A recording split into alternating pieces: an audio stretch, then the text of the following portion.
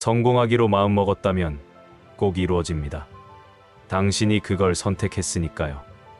우리는 왜 행복하지 못할까요? 데일 카네기는 그의 명저 자기관리론에서 놀라운 통찰을 제시해요.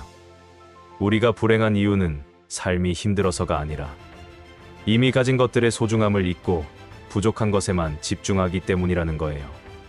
오늘은 데일 카네기의 지혜와 감동적인 실화를 통해 진정한 행복의 비밀, 바로 감사의 힘에 대해 깊이 있게 알아볼게요. 데일 카네기는 20세기 가장 영향력 있는 자기계발 전문가로, 그의 책들은 전 세계 수천만 명의 삶을 변화시켰어요. 특히 자기관리론은 걱정과 불안을 극복하고 행복한 삶을 사는 실용적인 방법을 제시한 불멸의 고전이에요. 그의 가르침은 70년이 지난 지금도 여전히 우리에게 깊은 울림을 주고 있답니다. 데일 카네기는 우리 삶을 수학적으로 아주 간단하게 설명해요. 우리의 삶은 90%의 좋은 일과 10%의 나쁜 일로 이루어져 있다는 거예요. 이 비율은 대부분의 사람들에게 적용되는 보편적인 진리예요. 문제는 우리가 이 두 가지 중 어디에 초점을 맞추느냐에 따라 행복과 불행이 결정된다는 점이에요. 행복한 사람들의 비밀은 단순해요.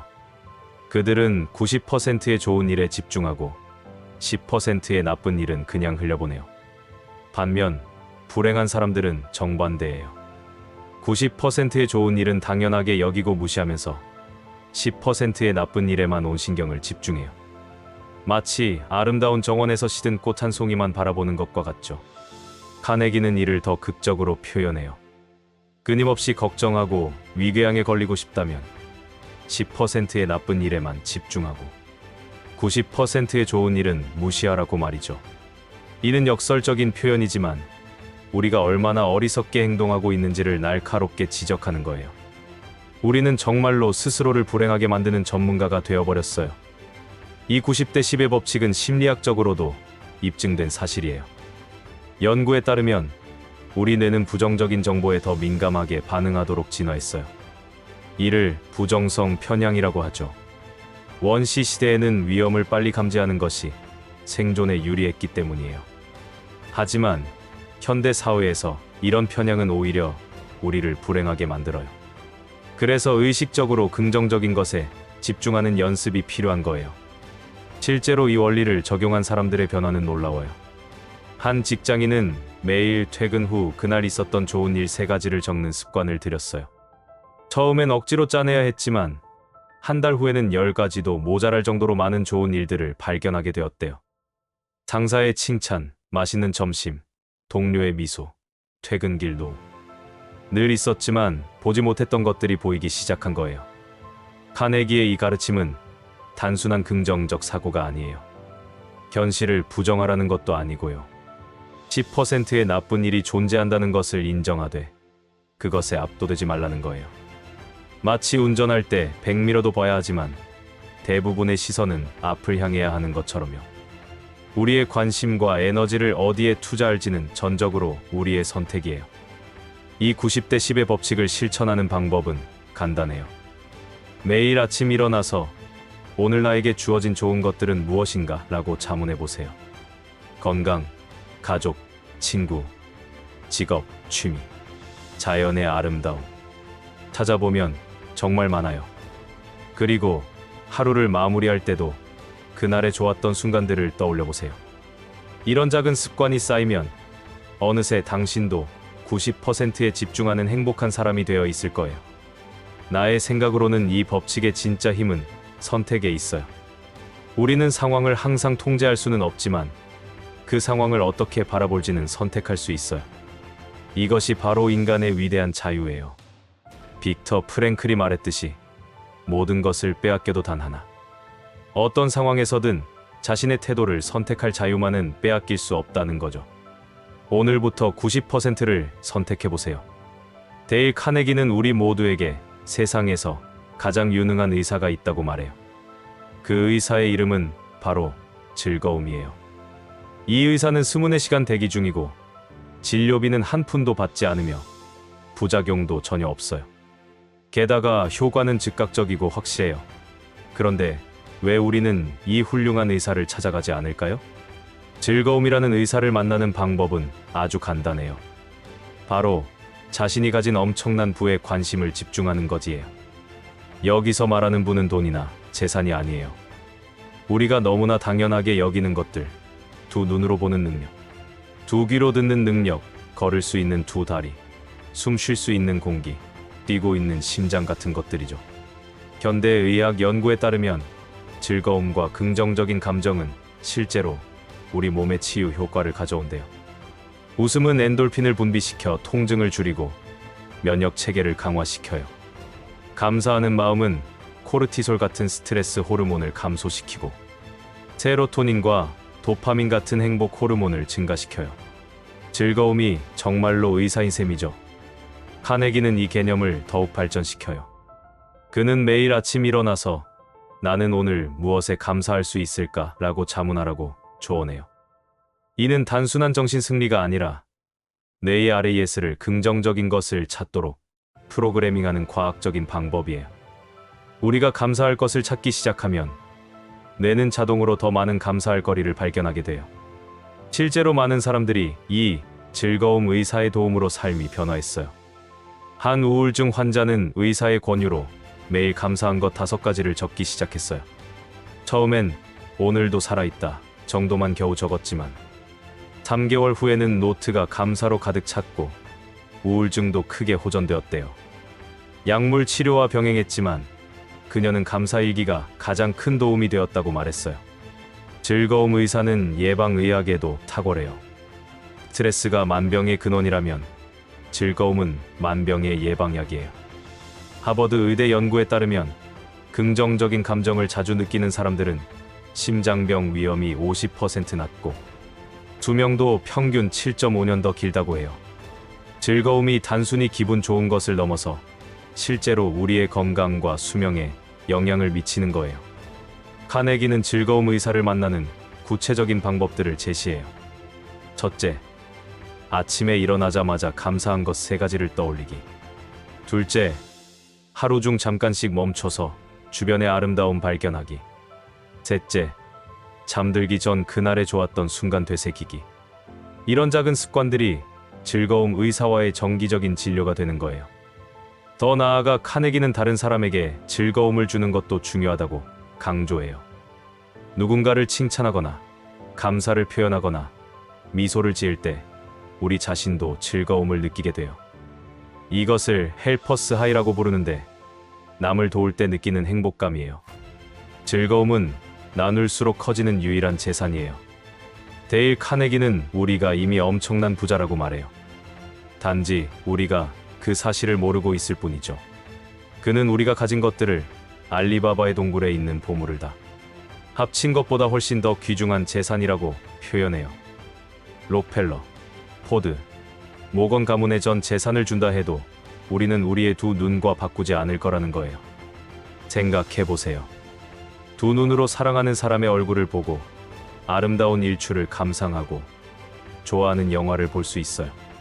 두 귀로 좋아하는 음악을 듣고 사랑하는 사람의 목소리를 들을 수 있어요.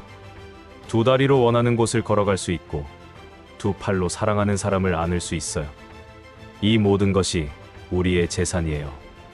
실제로 이런 능력들의 가치를 돈으로 환산하면 어마어마해요. 미국의 한 보험회사는 신체 부위별 보상금을 책정했는데 한쪽 눈의 가치를 약 25만 달러, 한쪽 팔을 약 20만 달러로 평가했어요. 이렇게 계산하면 건강한 사람의 신체 가치는 수십억 원이 넘어요. 우리는 이미 억만장자인 셈이죠. 카네기는 특히 공짜 공기의 가치를 강조해요. 우리는 하루에 약 2만 번 숨을 쉬는데 이를 당연하게 여겨요. 하지만 잠수부들은 산소통 하나에 수십만 원을 지불하고 병원에서 산소 치료를 받으면 하루에 수백만 원이 들어요. 우리가 무료로 마시는 공기가 얼마나 귀중한 선물인지 깨닫게 되죠. 더 놀라운 것은 우리의 뇌예요. 인간의 뇌는 약 860억 개의 뉴런으로 이루어져 있고 이들 사이의 연결은 우주의 별보다 많아요. 가장 강력한 슈퍼컴퓨터도 인간 뇌의 능력을 따라올 수 없어요. 이런 놀라운 뇌를 우리는 공짜로 가지고 태어났어요. 생각하고, 기억하고, 창조하고, 사랑할 수 있는 능력, 이것이야말로 진정한 보물이에요. 카네기는 우리가 이런 보물들을 인식하지 못하는 이유를 익숙함의 저주라고 불러요. 매일 사용하다 보니 그 가치를 잊어버린 거예요. 마치 물고기가 물의 소중함을 모르는 것처럼요. 하지만 잠깐만 상상해보세요. 하루만이라도 볼 수 없다면, 들을 수 없다면, 걸을 수 없다면, 그때 우리는 비로소 이 능력들의 진정한 가치를 깨닫게 될 거예요. 실제로 이런 깨달음을 얻은 사람들의 삶은 완전히 달라져요. 한 CEO는 심장마비로 죽을 뻔한 경험 후 매일 아침 심장이 뛰는 것에 감사하며 하루를 시작한다고 말해요.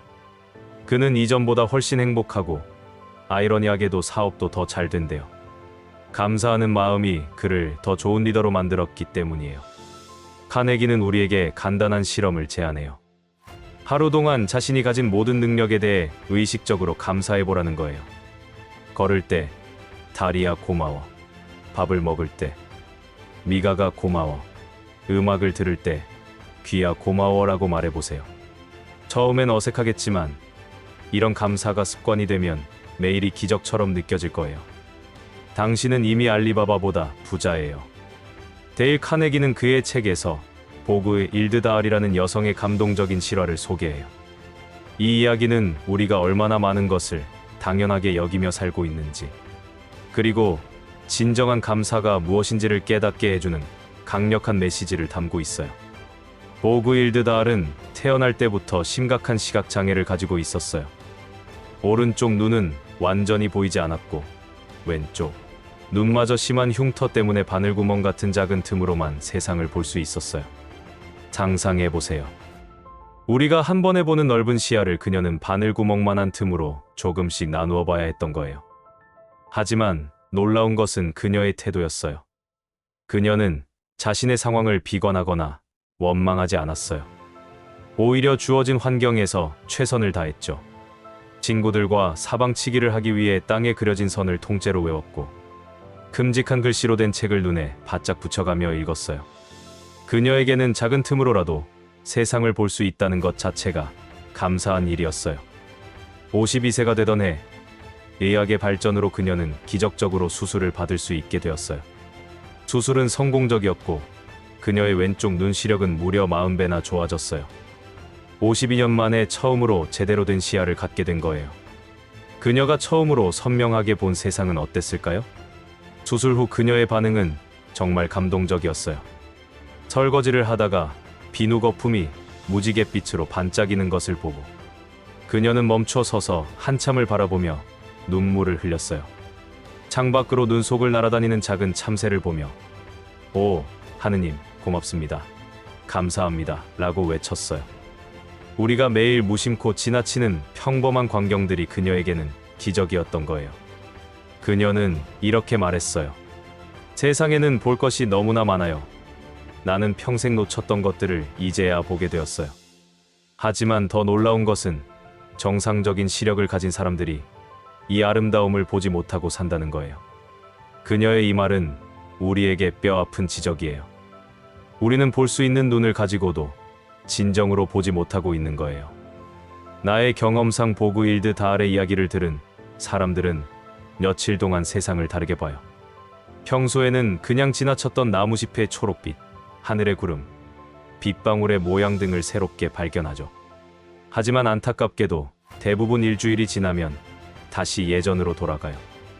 그래서 카네기는 의식적인 노력이 필요하다고 강조하는 거예요. 보그 일드 다알은 수술 후에도 매일 감사 일기를 썼대요. 오늘 본 아름다운 것들이라는 제목으로 매일 10가지씩 적었다고 해요.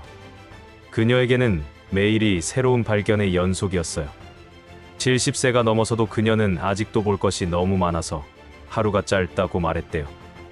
52년간 거의 보지 못했던 사람이 이렇게 말하는데 우리는 무엇을 하고 있나요? 데일 카네기는 이 이야기를 통해 우리에게 강한 메시지를 전해요. 이토록 아름다운 세상에 살면서도 그 아름다움을 보지 못하고 즐기지 못하는 우리는 부끄러운 줄 알아야 한다고요. 이는 단순한 질책이 아니라 우리를 깨우치려는 사랑의 채찍이에요. 오늘 하루만이라도 보그 일드 다알의 눈으로 세상을 봐보면 어떨까요? 당신도 분명 기적을 발견하게 될 거예요. 데일 카네기의 가르침을 일상에서 실천하는 것은 생각보다 어렵지 않아요. 중요한 것은 작은 것부터 시작하는 거예요.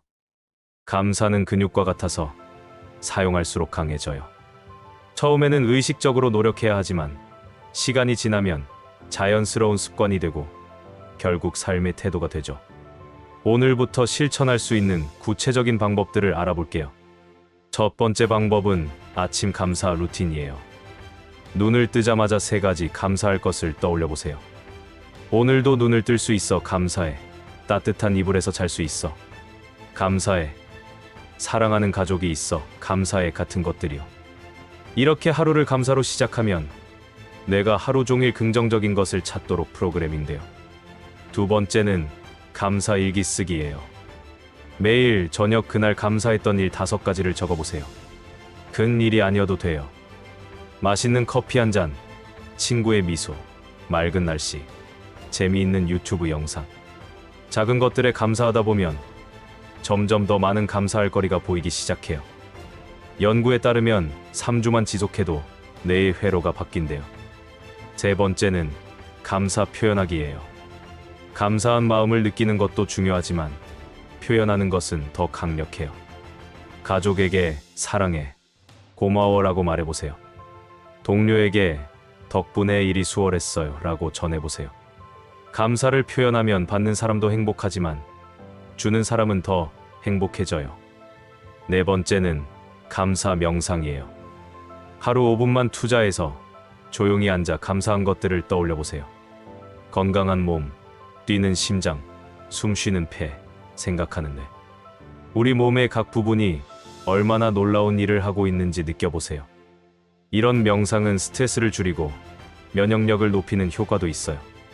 5번째는 감사 항아리 만들기예요. 예쁜 유리병을 하나 준비하고 감사한 일이 있을 때마다 작은 쪽지에 적어 넣어보세요. 힘든 날에는 그 쪽지들을 꺼내 읽어보면 자신이 얼마나 축복받은 삶을 살고 있는지 깨닫게 돼요. 가족이 함께하면 더 좋아요. 6번째는 역경에서 감사 찾기예요. 이것은 고급 기술이에요. 힘든 일이 생겼을 때 이 상황에서 감사할 것은 무엇일까? 라고 자문해보세요. 실직했다면 새로운 기회를 찾을 시간이 생겨 감사해. 아프다면 건강의 소중함을 깨닫게 해줘서 감사해. 같은 식으로요. 이렇게 하면 어떤 상황에서도 긍정적인 면을 찾을 수 있어요. 마지막으로 감사는 전염성이 있다는 것을 기억하세요.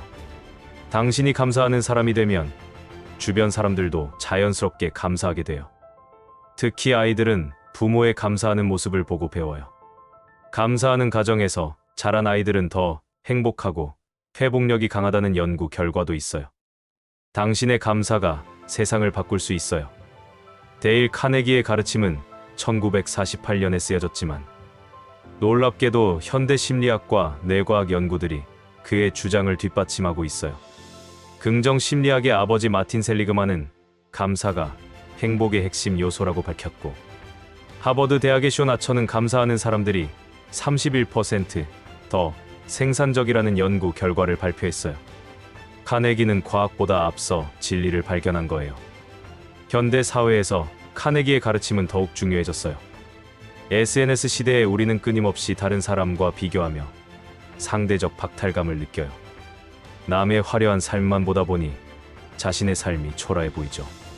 하지만 카네기는 비교는 기쁨의 도둑이라고 했어요. 남과 비교하지 말고 자신이 가진 것에 감사하라는 거예요. 특히 팬데믹을 겪으면서 우리는 카네기의 지혜를 더 깊이 이해하게 되었어요.